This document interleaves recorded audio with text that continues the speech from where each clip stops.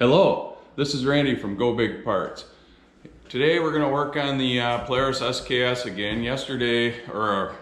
Let me get that straight. 2 weeks ago, we geared down the sled, went to a 19-tooth top gear in the chain case. This week we got a couple other goodies we're going to do, and I'll show you that. We're going to put in the Khaos kit, which has a shock eyelet extension, a longer limiter strap. This is just a piece for the clamp. I gotta find the other piece to clamp the shaft into the vise, the shock shaft, so we can get the eyelet off. And then we're gonna put on an anti-stab kit by Wall Brothers Racing, and that's so when you drop your rails with the longer shock eye, you could end up stabbing the track window in the front here where your rails come down, because this part's actually gonna be down further towards the ground. And if you run a loose track or whatever, the window could end up stabbing the rail. So we're gonna put that anti-stab kit in. I'll be right back with you when we get started.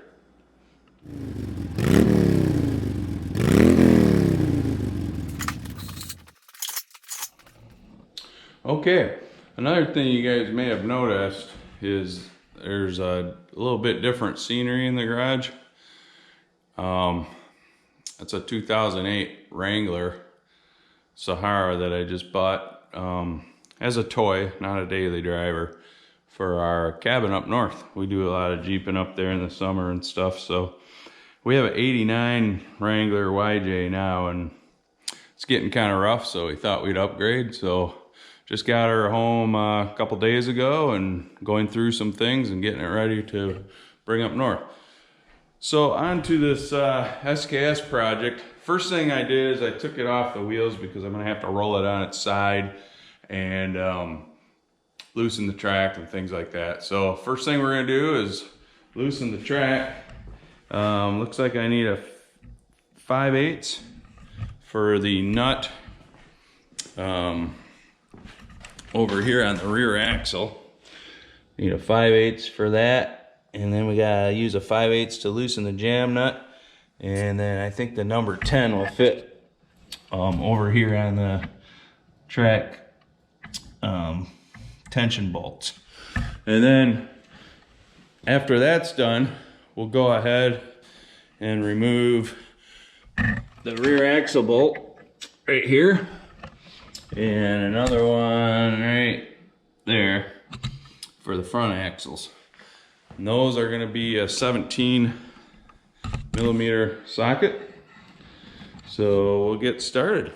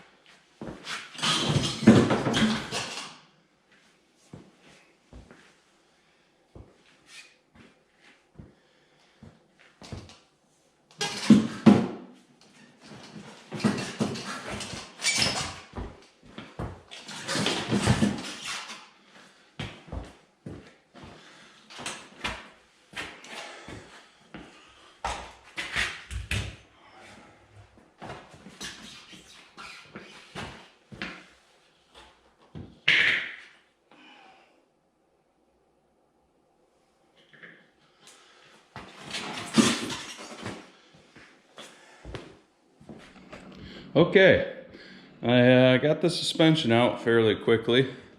Now's a good time to go through and check your bearings, your high facts for wear, grease everything up. And also, what I need to do is check the tension on this spring. I'm going to try to lighten the rear, which will also help with the Khaos kit, because the Khaos kit is supposed to provide more lighter ski feel, a little more front end lift. And by having this a little lighter, the rear spring, it's easier for that weight transfer to happen. So I'm going to check that, check the setting of the clicker, and get this shock removed. And then we can go ahead and change the eyelet and the limiter straps and put on the anti-stab kit.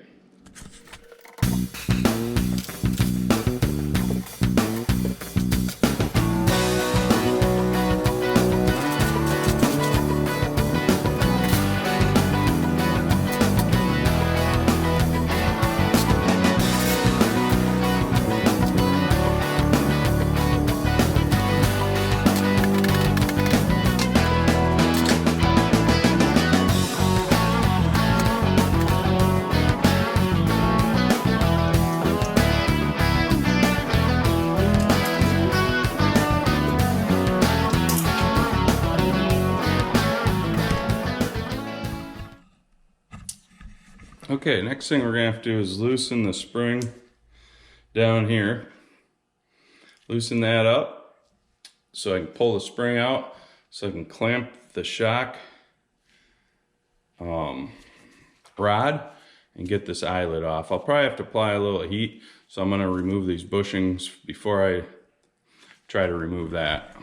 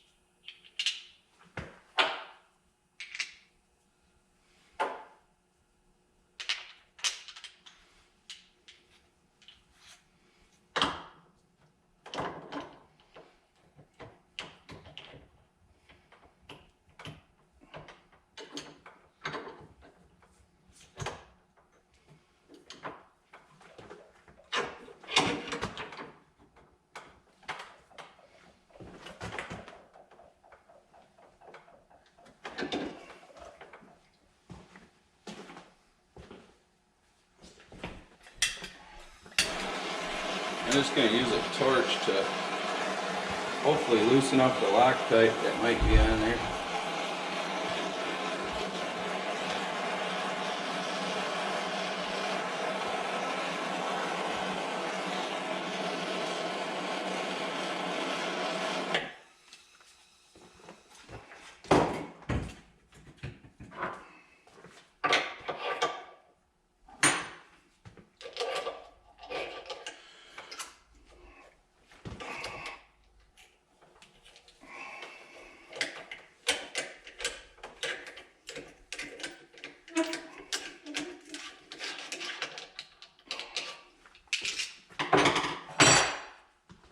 So that was fairly simple.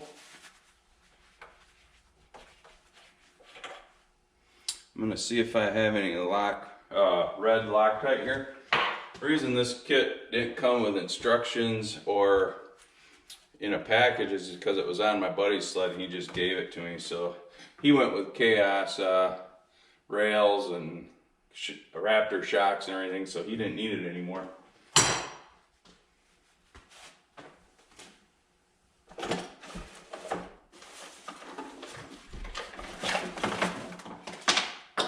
Oh, I do have some red Loctite. Good news.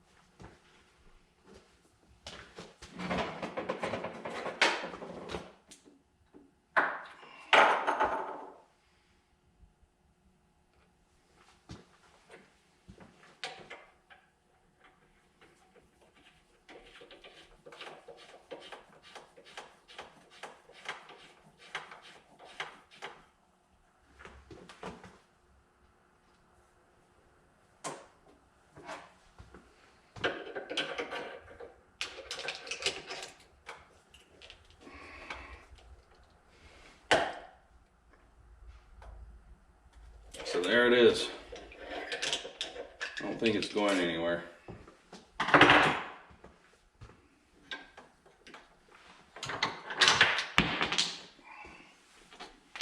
That's what it looks like.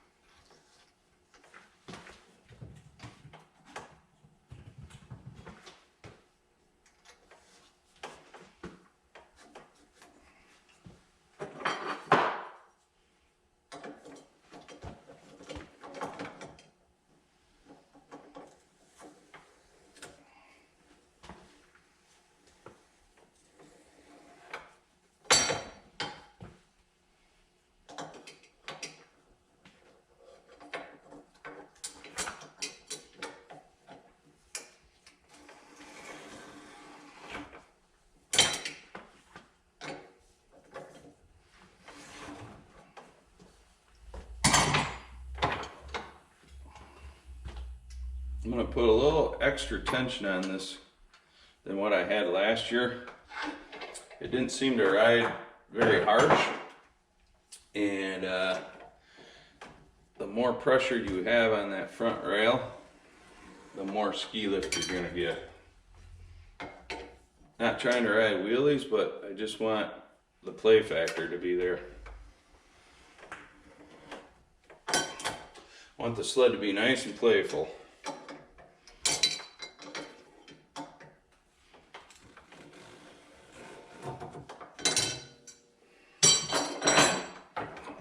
This is kind of a guessing game, trying to get it where you think it's going to be best for you.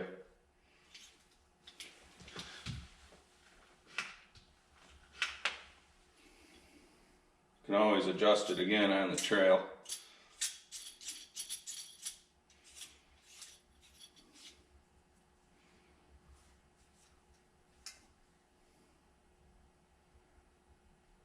Looks like that's about 4 threads more than what it was. I'm going to go just a little more just to make sure. Maybe one more turn.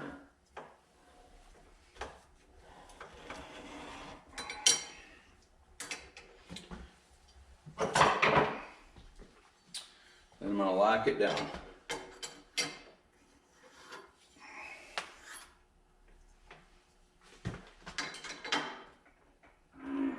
About as tight as you need them.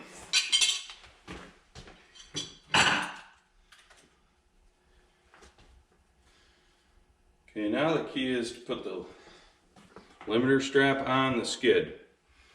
So what I'm gonna have to do, I'm gonna have to come over here, take these bolts out. They appear to be Torque's heads. I don't know if you can see that. And then on the other side there's just a nut. So I'm gonna take those out, and we're gonna remove 2 limiter straps, put in 1. We're also gonna remove this cross shaft, and that is where my anti-stab kit will go.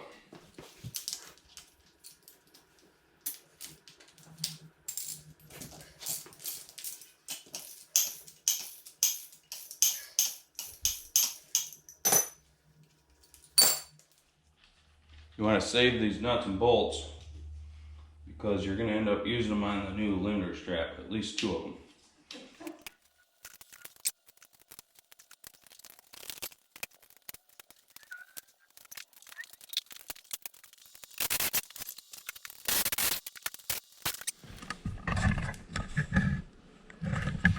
Okay, now what we need to do is remove these nuts and bolts to get these caps off.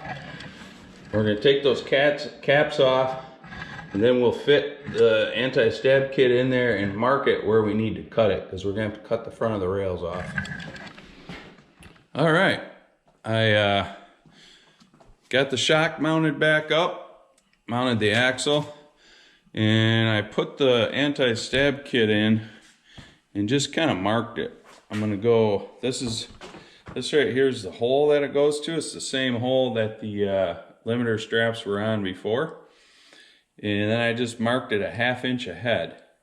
And then I'm going to cut kind of a circular cut, taper it down a little.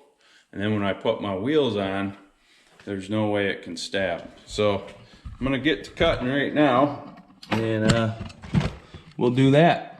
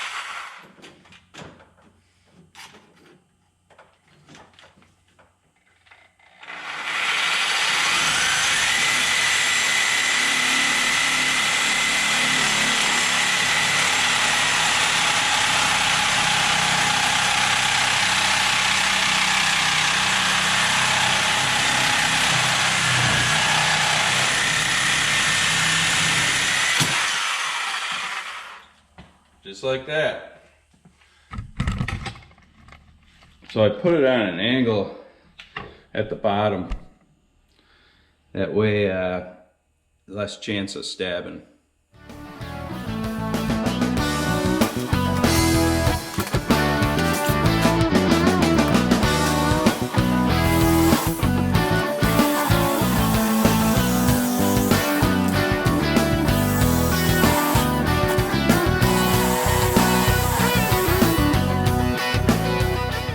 Alright, so when you're putting these wheels on, make sure you use Loctite, because they can be very, they can loosen up over time.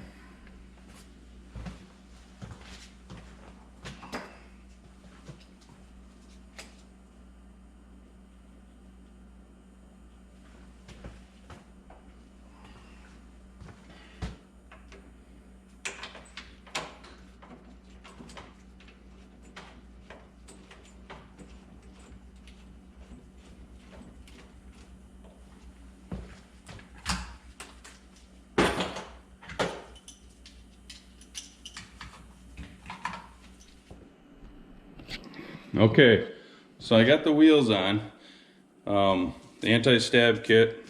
I just got to connect the limiter strap and get it back into the sled, and this job's done. Make sure when you put these wheels, the anti-stab kit on, that you use Loctite, because they will loosen up, and it's good to check them over time. And I'll get this in and get back. Okay, I got the limiter strap installed, and when you do this, if your shock's already installed, you have to put a lot of weight down on the front arm and get it compressed so you can get the bolts in. But yep, that's done. I'm gonna drop the skid back. Well, I'm gonna grease it up real quick, and then I'm gonna put the skid back in the snowmobile.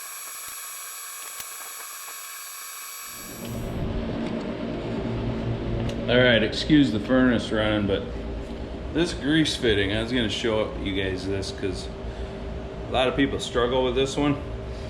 This remote reservoir is in the way, so I can't get my grease gun on that fitting. So I bought one of these 90-degree things, and the idea behind it is you push on it, you push it over the fitting, and then you can grease it.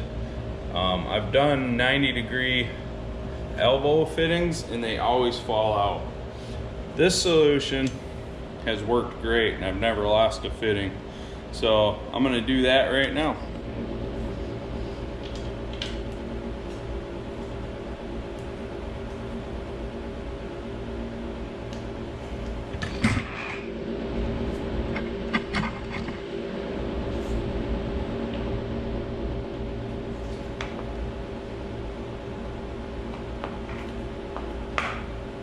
There you go, it's all greased. And you just pull it back off when you're done.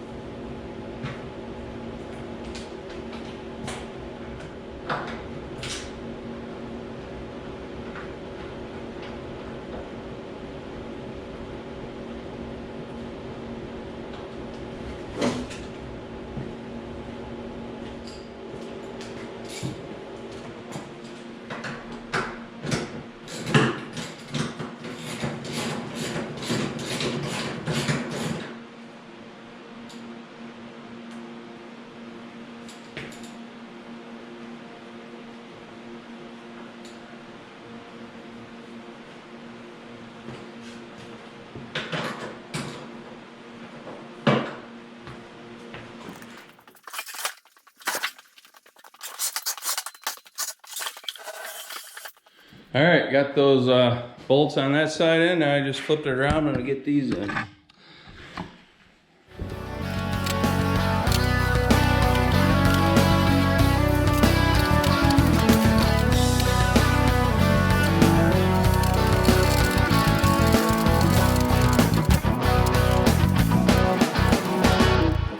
Got the skid bolts in both sides. So now it's just a matter of flipping it over, tightening the bolts, and giving it some track tension and tightening the rear axle, and this thing's ready to go.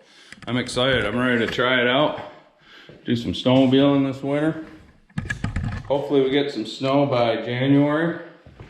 The trail's open this weekend, but there's no snow, so look good that does.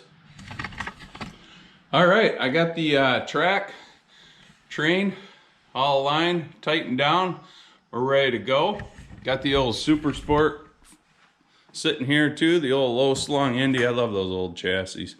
My son's sled, but hey, we still ride it once in a while. And this thing's ready to go.